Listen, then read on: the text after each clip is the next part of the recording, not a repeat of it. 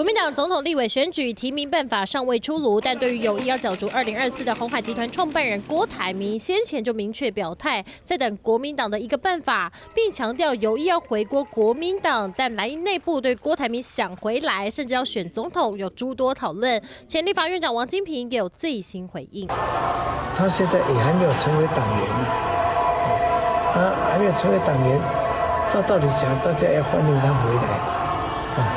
国民党不是说要推起一位这个最强而有力的人选吗？到现在为止他没有回来，你怎么去找出一位真正党内最有实力、最服众望的人呢？所以大家应该往